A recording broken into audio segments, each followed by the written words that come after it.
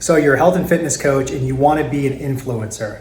We got the exact video and interview that you need to be able to go that route. So we just did an interview with Jason Poston. If you don't know who Jason Poston is, he is an icon in the fitness industry. He's got over 1 million Instagram followers and he's got multiple brands and he's really served the community in the fitness industry for a long time and done some really cool stuff. So a lot of experience, a lot of wisdom. We did a deep dive in this conversation literally about how he is doing, his fitness influencer brand, how he has multiple, companies, how, he actually has put being a man of God at the forefront of everything and how he handles distractions too with business and life, right? So it's a really good conversation, lots of nuggets. So watch this interview. All right, guys, welcome back to the Dynamic Lifestyle Podcast. So we got Jason Poston with us. Jason, how you doing today? Doing awesome. Thanks for having me, guys. Absolutely. And we know you're local and Prosper, so about 15 minutes away from us, you said. We all go to the same church, Elevate Life Church, amazing church. That's where we are all connected. So, I know you're a busy guy, so first and foremost, thank you for your time, for coming on this show. I know you're going to give a lot of good value and stuff. So, I just respect time a lot, so thank you. Thank you. I appreciate that. Yeah. It's great to be here. Okay, so then I'd like to open up too, man. So so we know how Frisco is blowing up. So what if Frisco was you know what, Jason, we're gonna grant you a billboard, just right smack in the middle of Frisco. If you had a billboard, what would it say and why? Okay, so that's a great question. No one's ever asked me that. Okay. And I'm still a believer in billboards. I still me think too. that form of advertising is valuable. So I would probably have to say that's tough because you want it to be bold and you want it to be, for me, at least in my opinion, short to the point. You want it to catch as many eyes as possible. And so if I want people to understand who I am, what I stand for, and you can't get too in depth with it. So I would just put, Jason Poston, helping you achieve the best form of yourself. Okay. And that's how I started. Was that I didn't know what I wanted in life, but I always knew I wanted to help people become the best version of themselves. In every aspect of life, it carried with me every single day, every week. I naturally wanted the best for people. Yeah. And at a young age, you kind of think everyone wants that, and then as you grow older, you start realizing, not everyone holds that same philosophy. Absolutely. They're kind of into themselves, and I'm not saying that I haven't had selfish, tendencies and of course selfish ambitions, but my billboard would say, helping people become the best version of themselves. Okay, I love that, man. So that kind of ties in the same thing as just reaching personal excellence. Yeah, absolutely. Yeah, there's a lot of ways to spin it, but maybe you just improved it. Yeah. And I was going to ask too, man, because that ties in also to something we want to discuss with you is you mentioned too in another podcast that you lacked focus and you had a lot of distraction before that you actually were diagnosed with your diabetes, right?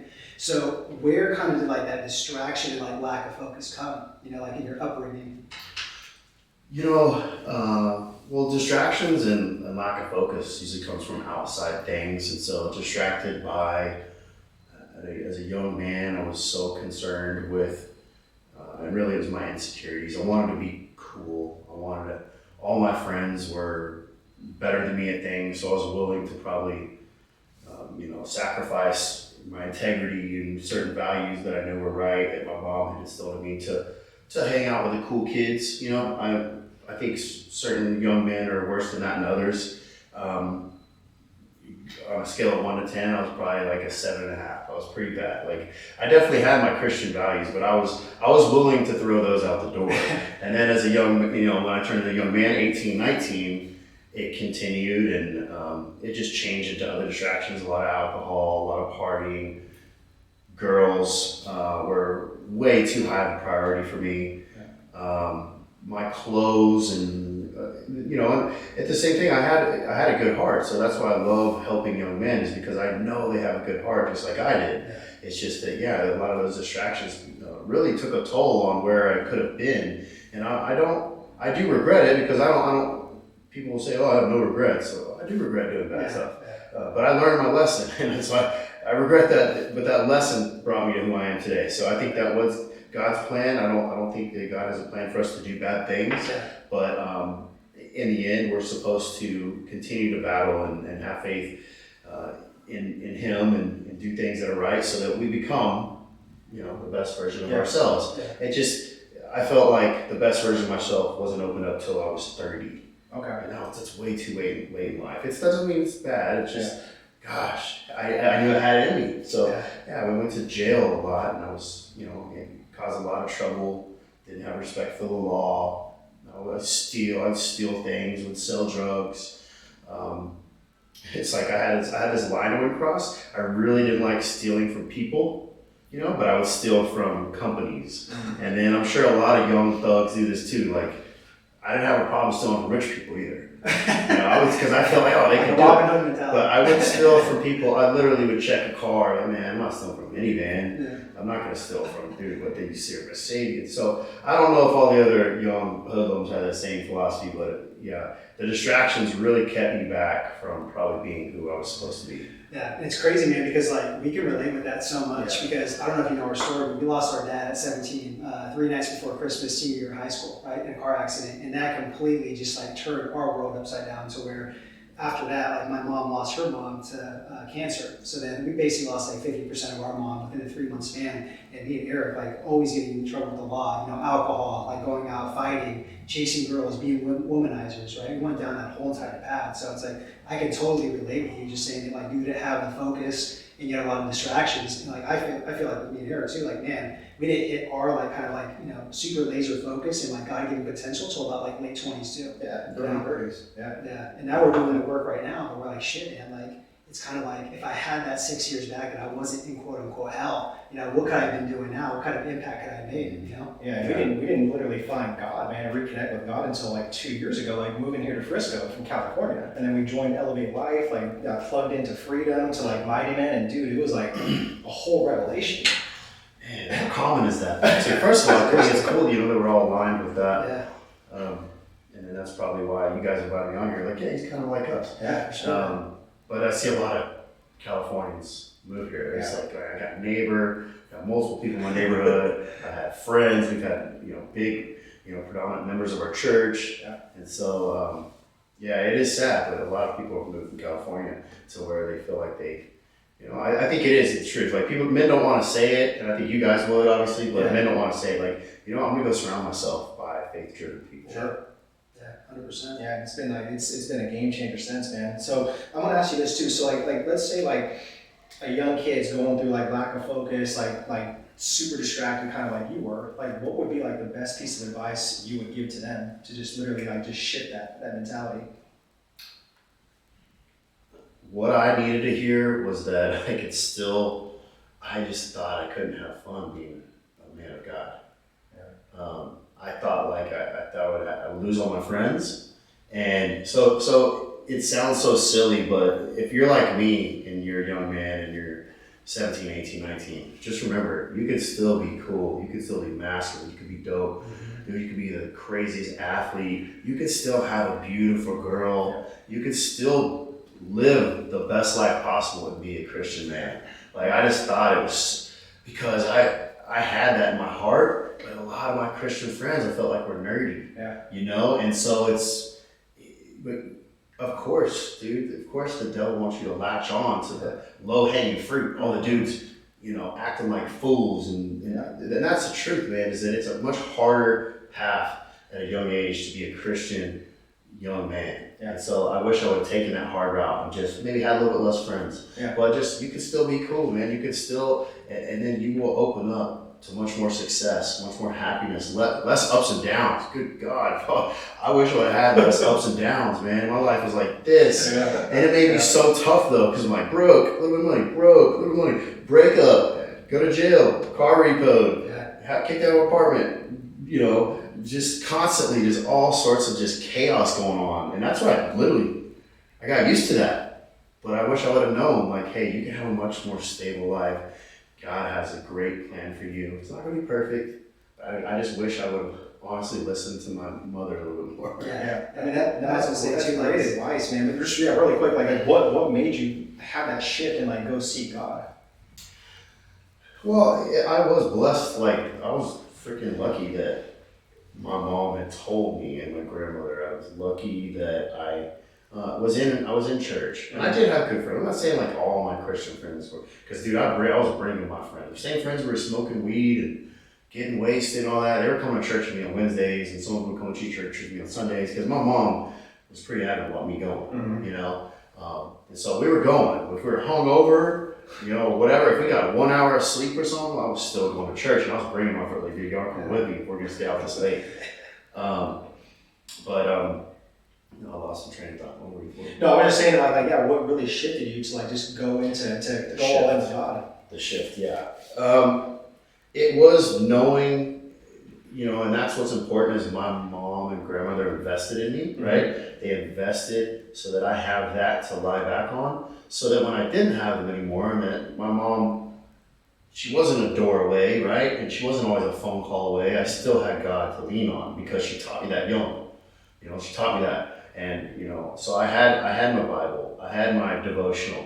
She told me, you know, you can have, you know, men of faith that are, and I didn't know this at the time, but like, you know, father of choice, and it was just mentors. Like I knew, she told me like, you know, even though your father is not a Christian and he doesn't live this life, and she wanted that for him and me, but it just, you know, she can't force him. So she's like, you can still seek mentors. You can still seek men of God. They're great men. And so she planted those seeds. And so when I'm in my 20s, you know, and I start to continue to develop myself as a Christian man, and, you know, bringing my girlfriends to church now instead of being drunk and going to church, and go, you know, not being forced to go to church and going on my own. It just continued to build. So there wasn't really a shift really until I was 30 though. Yeah. 30 was like the breaking point, because a lot of people are ignorant like I was, and you wait until you've lost everything, until you're sick and you've literally lost every penny, and maybe you've gone through an emotional relationship where it just drained you and you feel like the world's ending. But that's what happened to me. I was unbelievably sick. I thought I was dying. And I was really, but I lost everything, money. My car got repoed. I was just completely drained of everything that comforted me and that sheltered me in life. Even my apartment, I had to move out because I lost all my money. And this is all when I was sick. I was so sick I couldn't even work. So having nothing, it taught me, and it brought me closer to God. Yeah, exactly. And I was gonna ask you, man, like, you know, with you being sick, you know, this is just context for any of the listeners or viewers on YouTube. Like, Jason has type 1 or type 1. Type 1. And can you just give him context on what the difference is, just in case like listeners don't know what it is? So type 1 and type 2 honestly should not even be called the same disease, because the routes at which you get these diseases are completely different. The symptoms are somewhat the same, but they're not even close to the same clinical disease. They're not the same.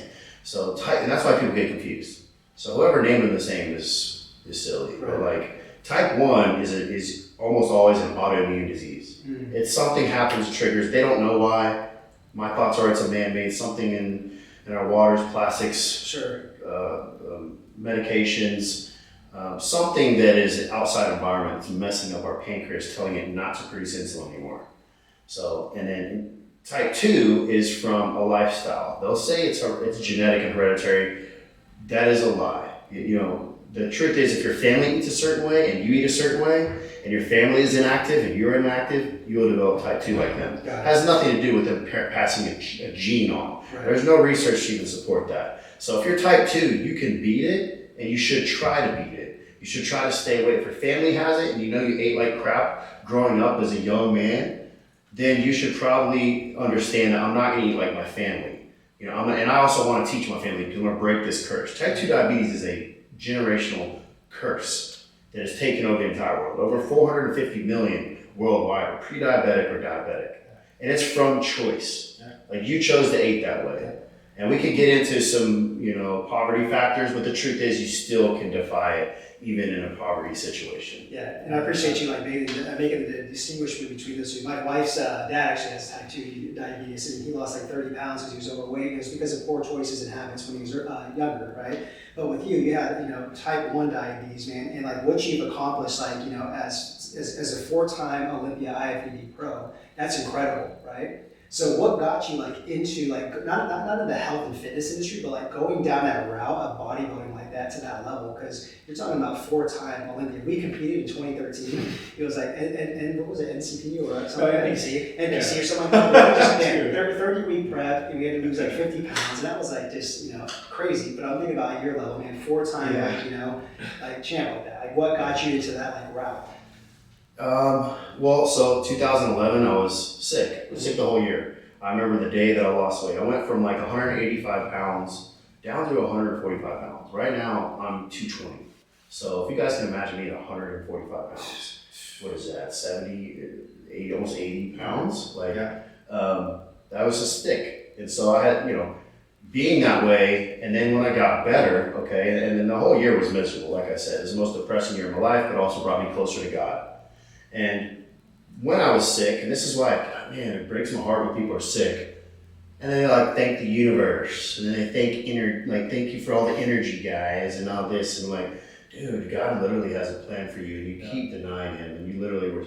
So we could do 4 podcasts on the spiritual aspect that I gained in developing a relationship with the Holy Spirit. When I'm on my bed and sleep deprived, I literally was going crazy because I was not sleeping at night from having to pee every 15 minutes. So imagine trying to go to sleep, and then you wake up and you gotta pee, or you gotta pee the minute you go to bed, and then it's getting so late that you doze off. I gotta pee again, and you pee out all your water. You literally lose 10-15 pounds in a night of water. Remember, your body's almost over 80% water. So I was just nothing. And, when you get to that point of, when you actually get your life back and you're better, and I remember the exact moment. There was this moment when I finally got a doctor that knew what was wrong with me, because they tried to label me type 2. And this doctor said, no, it's called delayed onset. There's older men, because they used to call it juvenile diabetes. So it's only kids who could get type 1. So they labeled me type 2 and gave me a pill, and I felt worse. So this doctor, thank God, my other grandma, who was also a Christian, said, they're all praying hard for me. She's like, I've got to introduce you to this doctor. He's got, he thinks you're type 1, not type, because she was type 2 also, and she beat it. She's like, you're not like me. I wasn't this sick, Jason. You're something different. You're type 1. And so he's like, go see him. So I went to see him, gave me insulin. And I remember walking out the hallway of a room just like this and feeling like I rose up. I just absorbed all the nutrients that I wasn't absorbing all year. And I was everything it's like a switch literally turned on, because that insulin was working and bringing my blood sugar down for the first time that year. And so literally I was I remember this thought process, let's go. Praise God, let's go. I'm about to crush the world. I was just so grateful. I went downstairs, got Subway. They told me to go eat, come back up. Had no clue how to dose my insulin, how to do anything. Didn't know what I was in for the rest of my life. But I just remember being whatever it is, I don't care. I'm going to crush it. And I saw, and so to answer your question, I saw a Facebook post about physique in the NPC. And it was the last one of the whole year, and I had been watching these guys all year and been like, man, that used to be me. I was a fitness model. I used to beat these guys at fitness model contests. I've got better abs than that guy. I've got better chest. I was crazy competitive, but not when I'm 145 pounds sick. Yeah. And I was just depressed, because I would see that and I was like, dude, whatever. I can't even focus on working out now.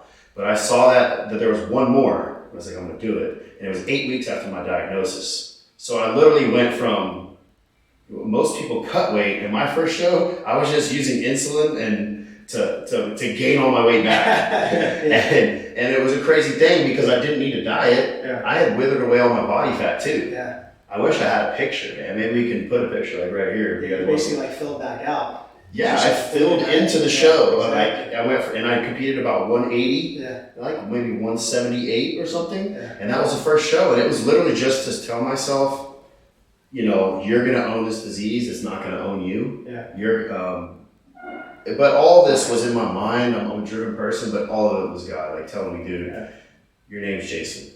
Jason means healer. Your mother told you that she prayed over your name. Your mother told you that you were gonna heal people, and you didn't believe her.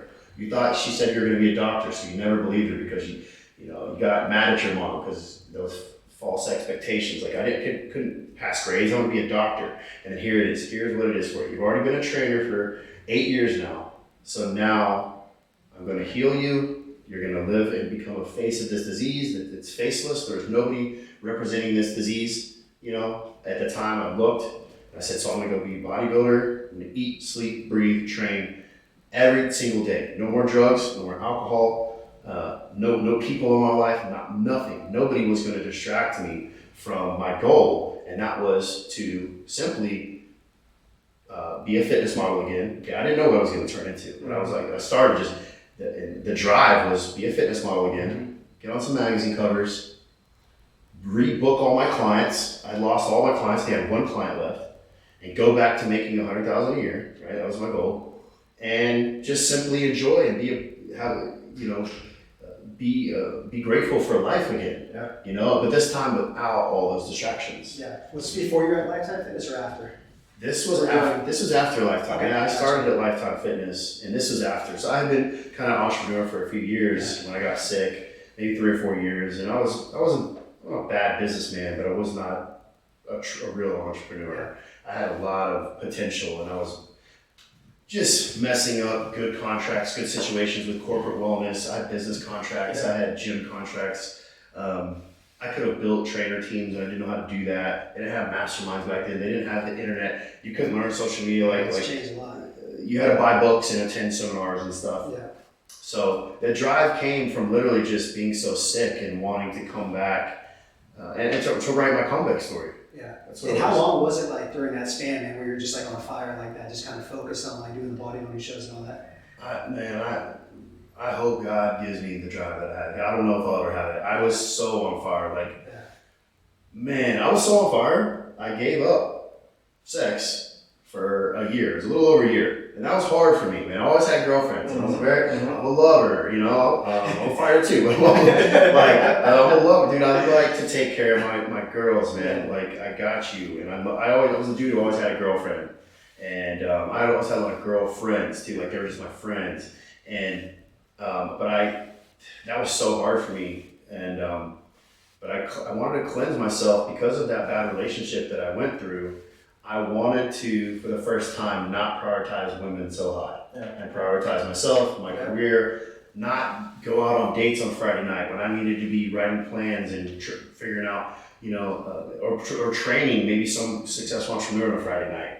You know, I wanted to be just make more money, you know, and focus on being a better man for a woman, and that was really it. Like, if I'm dating so many different girls and sleeping with different girls, how can I be the best man possible for one amazing woman? So I did that for 1 year, and in that year, amongst a lot of other discipline too, in about a year and a half later, I found my wife. That's awesome. Respect, man. That's awesome. You know what's crazy, man? Like, what I find interesting is like, okay, so like health and fitness, bodybuilding, all that stuff, it's such a selfish, like flesh-driven, like, you know, sport. It really is, man. Like sex sells. We know that with all that. And the fact that you were so driven and just bought in for like a year, just not living in your flesh, not chasing sex, like anything. It's like it didn't even distract you. Like you were almost more just tuned in with your mind, body, and spirit. I did it for the right reasons. You know, being at my level now, I'm always humbled about it, but I'm so blessed to have it. But guys ask me, hey, how can I get to your level? And they didn't ask me that much once. You know? For sure, man. The pastor one told me one time, I was like 25, 26. I trained this pastor a little bit. Matt Chandler. All right, just give me 1 second. We'll get back to the training, okay? Now, look, if you are looking to enhance your content, if you're looking to really build what we call a content machine, Okay, we have this awesome worksheet for you. So just check out the link below and you guys can download this awesome worksheet where there's like 3 or 4 different type of like exercises in there. You guys can really roll out some brand new content for your guys' online audience, your guys' brand, your offer. Okay, now back to the training. Village Church in Highland Village, I think it's called, but Matt Chandler, he was standing on the pulpit, man, he was saying, he's like, dude, he was laying into all the men. He's like, so many of you come see me and you talk about your wife doesn't respect you, your kids don't respect you, and the people you're not getting your promotion at job, like your people that they don't respect you, and you blame all these other people. And he's like, but the thing is because they see who you really are. That's why they don't respect you. Mm-hmm. It's not them, it's you. Like you might be the best at your job. You might be good looking. You might be the hardest working dude. But at the end of the day, are you teaching people the generational wealth of God's love and living by His principles, so that that's really what you give to people. It's not about you and all this manly stuff that you value and the materialist world values. Yeah. And so he's like, so I ask you, everyone's watching, and what are you telling them? And that stuck, dude, that right there, it stuck with me. And I remember it would always just sit in my mind, everyone's watching. What are you telling them? And I'm thinking that when I'm on my 10th or 20th drink, right? And I'm like, dude, here I go. Yeah. I'm starting to get a little shit-faced. Yeah. People, and then these same people who all look at me as a fitness, a fitness legend to them, right? Even in my 20s, dude, Poston works out. I'm gonna train with Poston. If I'm gonna work out, I'm training with Poston. If I want supplement fitness, I'm going to Poston. I was that guy. But then I'm getting wasted and acting like a fool. Yeah. So how can they really look at me the way that I was meant to be? Yeah, it's who are you really behind doors when no one's watching too? Exactly. That's the hard part. But the truth is, it is something that you have, because sometimes you do. It's hard to just drop your habits. It is. It's hard I'm talking about bad habits, man. I can admit that. But if you think, for me, this worked, and I think it works for a lot of men. If you remember that everyone's watching you, and what do you tell them? What is the billboard you're wearing on your face and body every single day? It makes you think all right, man. And because you can become that person, and it's not fake. This is not I'm going to be fake and I'm going to present it. No, because thoughts become things. Yeah. If you think I need to set an example, you will become an example. Yeah. But if you think like me, I'll be an example Monday through Thursday. Friday and Sunday, boy, I'm gonna party better than anyone. We setting it off. Yeah. That's what you'll be. Yeah, that's really good, man. Because like I said, going back into kind of the habits, it's very hard to shake those off. Very, very hard. For us, I feel like we've really cleaned up our habits the past 2 years. Because we lived in LA, man, for 7 years. You can imagine the lifestyle out there. That's why I didn't go out there, man. So, yeah. I went out there for a little bit. Yeah. So when I had an apartment, I was like, this is a vacation apartment. Yeah. And I wanted to see if I make the transition, and I was like, it just wasn't for me. Yeah, exactly. Man. But I want to talk about too, man. Just so you were a 4-time IFBB pro. You went through that process, right? You said you had some goals to get on some magazine covers, to get back to $100,000, get back with your clients, stuff like that. So I want to talk about building a personal brand, because I know that's something that's a lot of people want to learn about. But it's you have 1 million followers, man. So that's not just something that just happens overnight, right? And it's just given to you. So what would you say, is it harder to build 1 million followers right now these days than it was 5 or 10 years ago during that process? Well, I think it's just different. I don't think it's easier or harder, because I've seen people do it in a year, and you couldn't necessarily build 1 million in a year in 2012 and 13, 14. I think that you can go viral easier now, and one reason is because there's more people on social media. Mm-hmm. A lot. If I told people I had 500,000 followers in 2015 on Instagram, they're like, oh, okay. You tell, where you guys came from, California, it's a big thing. But in Texas, it's a zone type thing. It catches on in different zones. Like Brazil, they use Instagram. The percentages are even more than Americans, a lot. Oh, but Instagram is huge there. Wow. Huge. Not YouTube, not Facebook. They're just now getting into TikTok. But so, it's easier, I'd say now, but it's also more competitive. So I'm not saying easy isn't the right word. It's just different. Right. It's more technical now. You actually can legit take courses now. Back then, It was more simple, but it also was challenging because you didn't have I'll just say this, like ugly people, you know, like that's what, like if you and ugly doesn't really mean anything, you know, because but nowadays it's a good healthy place. Like if you got a messed up face, dude, you can still make an impact on social media now. That's true. But back then it was messed up because if you had to be pretty, you had to take your shirt off, and dude, that's why all the fitness influencers. And I remember looking around because I still didn't sell out. There was still a lot of things I was not going to sell out for the sex sell stuff. Right. I did photo shoots and I would do a few, but I really didn't like the underwear stuff. But that's how all these dudes and these chicks were growing. Mm-hmm. It was literally that, just the pretty people. There was no substance. Right. So nowadays, what I say is like, you know, hopefully they don't get mad at me for saying ugly, but I don't get my feelings hurt. So like, hopefully you guys don't either. But like, you can be ugly and you can have no money, like you can have, but you just have a pure heart and you get noticed nowadays and you can go viral and you can grow. So there's more hope for people making an impact now versus when I started. Yeah. So what would you say to like, you know, because I agree 100%, man. It's like no easier or harder, you know, it's just different. Like you said, it is more competitive, right? So what would you say to like an inspiring like health and fitness coach or, you know, inspiring like influencer? What would you do to stand out from the competition these days? Because it is like, it's harder. There's a lot of people. A lot of people ask me that, man. Like they ask me, you know, about strategies. Mm-hmm. I've thought about consulting and I've done some things. I've helped a lot of companies. If I wasn't doing what I was doing, I would love to manage and consult and help people with brand development. You know, one of our companies, I am the brand director. Mm-hmm. But I would love to help people develop their appearance on social media. And, you know, what type of content we're creating and strategies and all that. Yeah. So I have a really, you know, keen idea of what works and what I can't say for everybody, but I can tell you what, if you are the best at giving people information to help them live better lives, you're going to grow. You might not even have the most, you know, and for example, I don't have the most, right? I haven't grown in a while. I think I hit 1 million in 2018, man. So I can blame it on Instagram because yes, their algorithm has changed. Mm-hmm. But the truth is I continue to give people what I think is going to help them be better men and better women, and health, fitness, like truly just gives them substance, like give them pieces of gold every single day so they can go cash it in and invest it, deposit it in themselves. Good.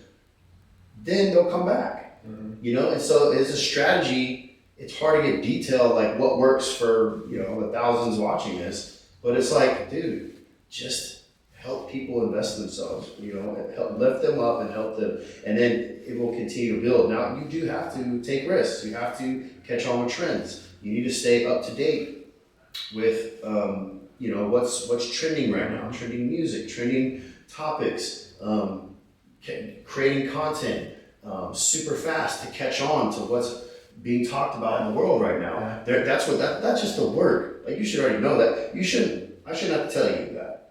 You know, but a lot of people, for some reason, do need to understand that the people following you are more important than you. Right. And with that strategy, you won't lose. Yeah. And I love that because that's what we teach. Like a lot of work. We work with health and fitness coaches, so they're always asking like, "Well, how do I build a brand?" And it's like, "Dude, I'm like, number one, don't make it about yourself. Make it about helping and serving other people. Show up every day, put in the work, you know, just drop good content. Like as you go, you can always polish that. You can always like hire people to, you know, do better editing, all this stuff. It's like you can control giving out great information and really helping and serving people and being authentic, man. Just being like, hey, I'm going through some shit today. Like I'm going through some shit this week to where it's like I'm not feeling myself. Just like blend it all in. Yeah.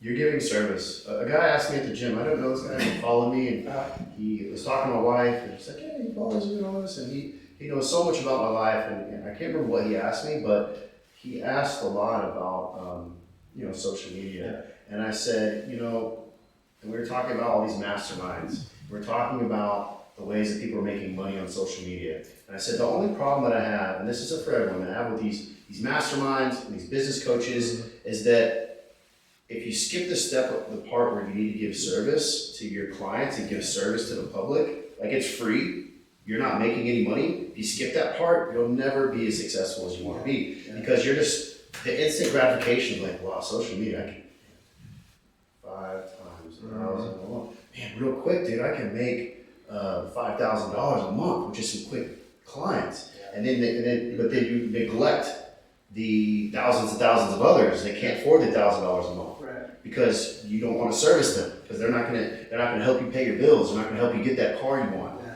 So point being is the same thing with trainers, because that's how I started. I gave service. I cut my rate if people couldn't afford it.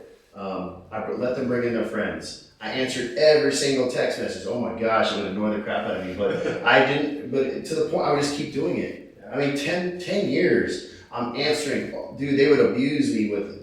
I would write my friends' diets. I'd write family diet. People on social media would ask. Before I started monetizing it, I was just giving.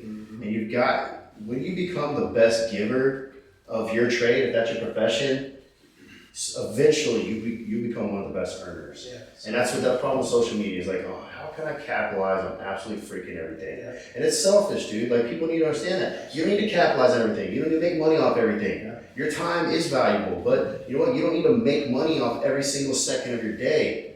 And that's, I've got friends that are millionaires, right? And, that's financially successful, but as a person, they're not successful, right? In my eyes, because I know they're bankrupt with their time.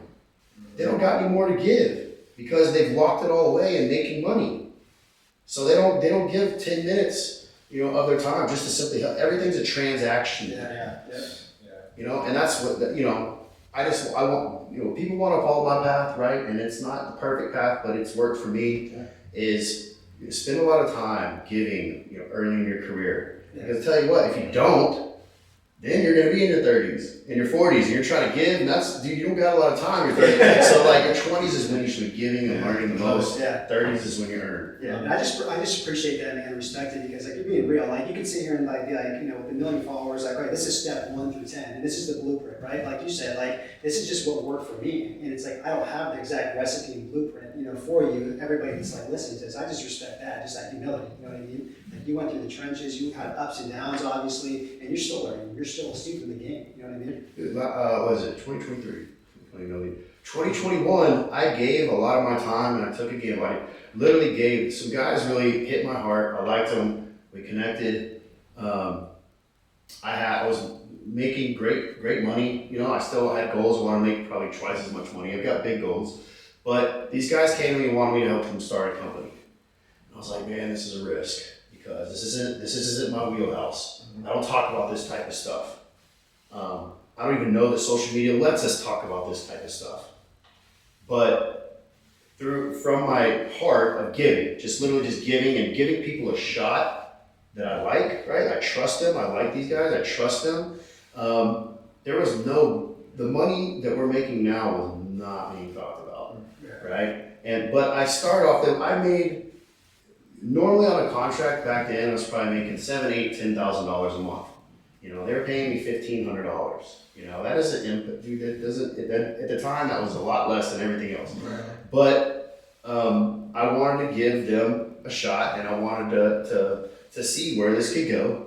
And that openness to be able to give to a business relationship without getting a lot, right? And not being so cutthroat, like, no, I want this. Yeah. This is how much I'm worth. This is how much you pay me for a podcast. This is how much you pay me for appearance. Like, no, I'm not doing that. I'm not being flexible because money. Dude, I wasn't like that. And I was open-minded, and that $1,500 turns into $40,000 a month in 2 years. Right? Actually, it hasn't been 2 years.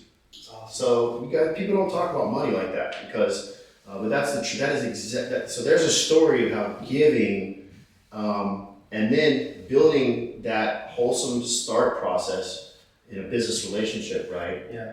It's not transactional, right? It turns into double, triple, quadruple. Like, it starts folding because the culture of the company is all about helping people. Yeah. It truly is. And then everyone else, you see other people that came and went with the company, right? Yeah. We interview people too, that millions and millions of followers. They don't cut it.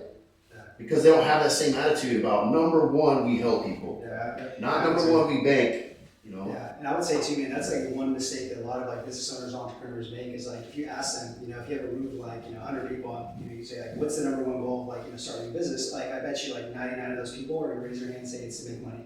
And it's opposite though. It's actually to service people, like you just said, to solve problems. And I think that's what it is. People flip the script on it. They go with that mentality, just making money, ATMs, cash, but they lose that level of service, right? Yeah, and I want to shift gears to Jason, because like since we're on this topic of like entrepreneurism, like making money, like giving, helping people, like we're big proponents just like on like what we call GSD, get shit done. So it's like, what do you do every single morning, like today, like Jason Poston today, like what do you do today to just prime yourself to just play offense, not defense? I'm unorganized. They called me ADD when I was a kid. I'm easily distracted. Mm-hmm. People go to jail for 30 times. Yeah. For the 21, you've got to admit, I'm easily distracted, and I probably need to understand that my whole life. Like, little things can trigger me, right? And so I can't let those triggers get involved. So how I avoid that is with routine. All right. If I don't have routine, if I don't wake up and piss excellence, where like I gotta wake up and I think like that. That's what it used to be. Like, literally, you gotta wake up and the first pee, you're like, let's go. I'm peeing straight gold right now, and then from here on, it's gonna be gold the rest of the day because I know what's next is, I do my cold plunge, and I do my hot sauna, then I do my cold plunge, and then I, go and take my shower. In the shower, I listen to most of the time worship music or podcasts. All right, then I'm getting ready and I'm continuing to absorb podcasts. Right. In the mix, and probably the first thing too is I go and I have a Bible app that I go and I forgot that part at the very beginning because I go into my office. So it's a routine that's set up where it's so close Monday through Friday. It is all about routine, and scheduling. As much as we just talked about giving to people, you also can't give to people so much of your time that you become diluted and distracted as well. Yeah. So. So I have to schedule things, so that I'm not giving too much time because I'm a social person. Like I love to help, right? But then I have to kind of cut that off, Right. So I have to have things prioritized on my calendar. And your family too. I mean, it's a lot. Yeah. I mean, I even have like lunchtime is when I play with my daughter. Like she's went like 12, 11. I'm eating. It takes me like 15, 20 minutes to eat. And then another 30, 40 minutes, me and Piper just going hard, like whatever, she's one. So just spending time with her. My boys are at school. Yeah. So, but it's not just one company that I'm operating with. So I have to have certain zones of the day where I'm allocating the morning time to one company, the middle of the day, right after the morning, to another company, and then the third part of the day to a third company. Yeah. And so now I just have a fourth company. So, and that partner knows right now I'm a little diluted, but he came into that knowing I'm a mess. I was like, yeah, so he gets like the later hours of the day, but good thing he's on the West Coast. So for me, it's just routine, and honestly, that's something that I think everyone, I hear a lot of podcasters talk about that, like, routine, blah, blah. I'm gonna be the first one, man. I have routine, but I still can get better at it. Yeah, for sure. And that's what I was saying, man. Just being like, it's all humility. This whole entire discussion you've had that like your whole entire life. That's why you're so successful now. You've gotten so much better. But that's why we love asking this question, because that type of zoning that you have, that discipline for that to run those companies and get all that shit done, is because you started off with a morning routine, man. That's like your win. That's how you build your momentum. And I don't think enough people really understand how crucial that is. Is building that momentum and having that first win in the morning to take care of yourself and well deserved. And not everyone has availability to work from home like I do. So my workouts it's actually not a good thing. That's why I'm not a bodybuilder. That's why I'm not a pro anymore.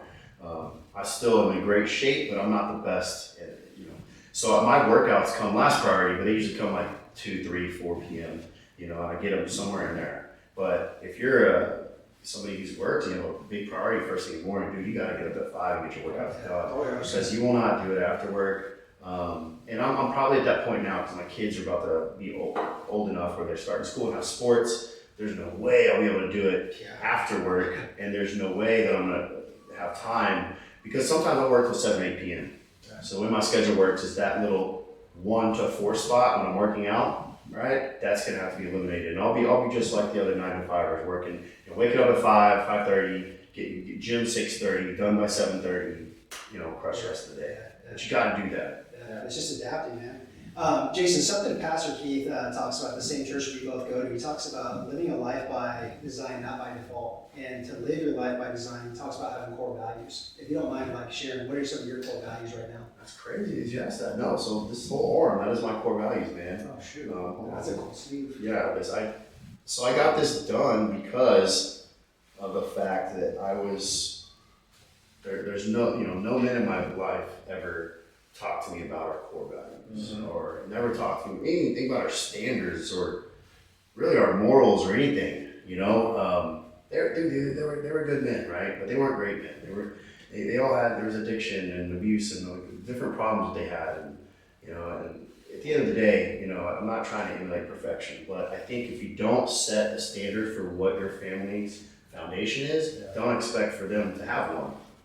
They're going to guess and create their own. So I love when Pastor Keith talks about that because, man, not only does he talk about it, but that it is a biblical thing. I mean, Jesus tells us to do this, to create legacy, right, for the rest of our family and for generations to come. That last service Sunday was a job.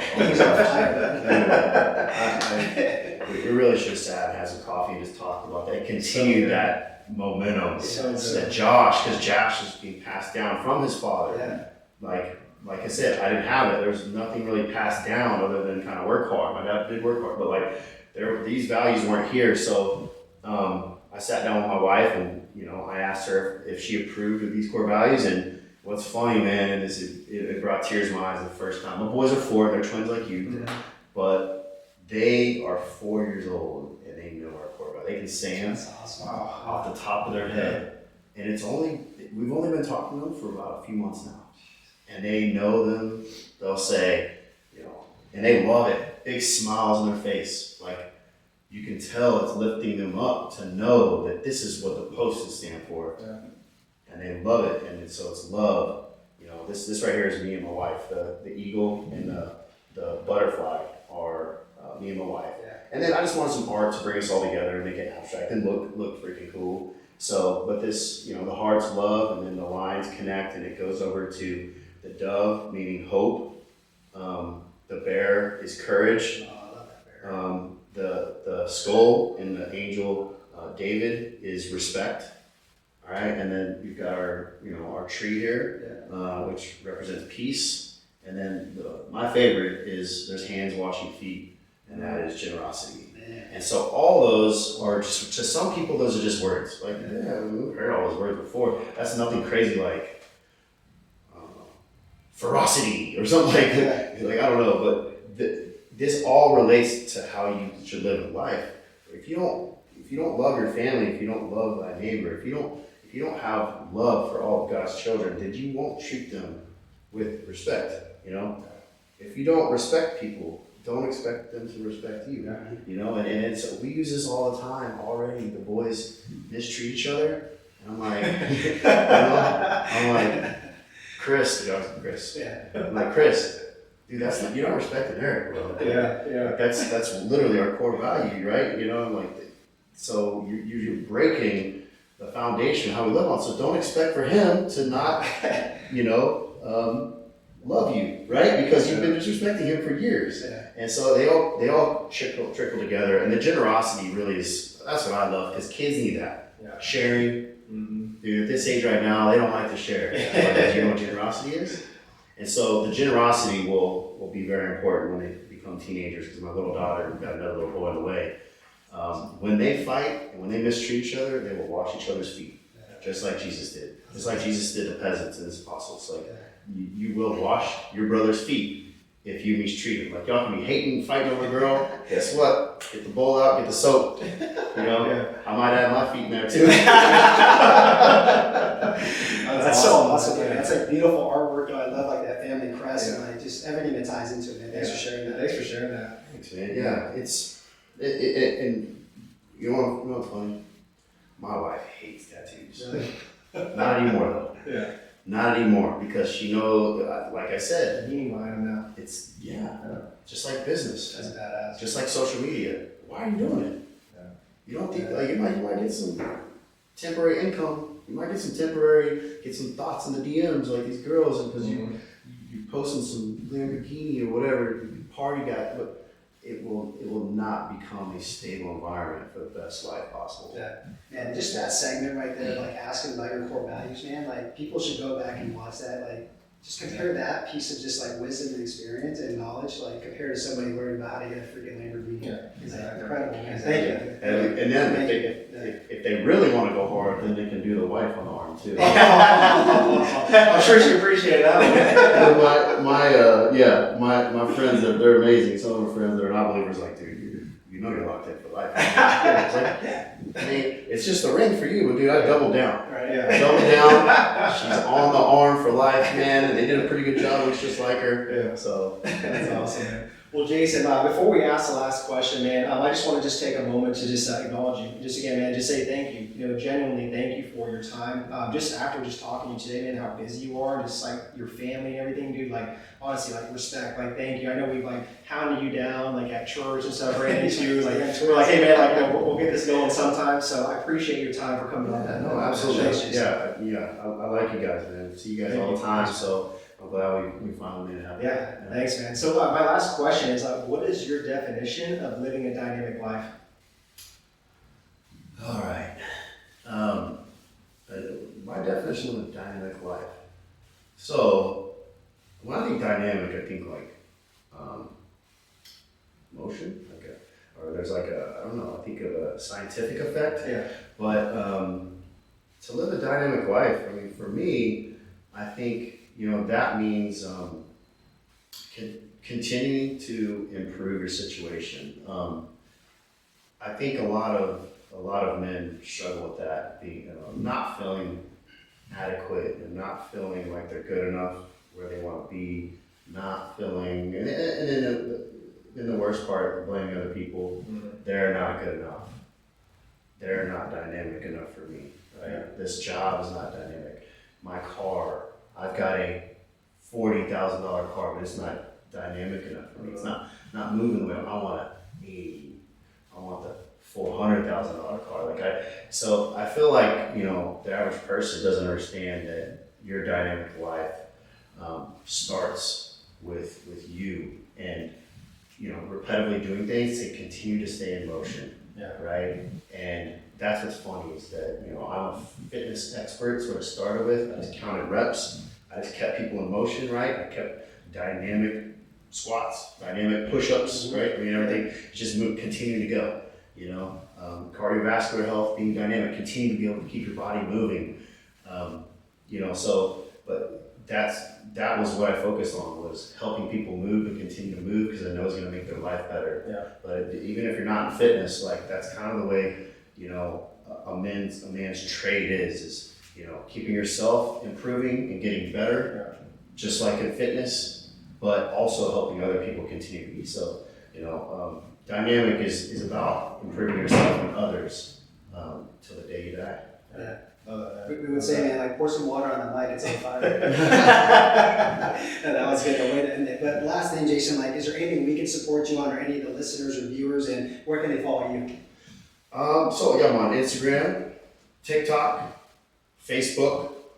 I don't really mess with YouTube too much anymore. You can follow me. There's Jason Poston Pro on Instagram, Jason Poston on TikTok.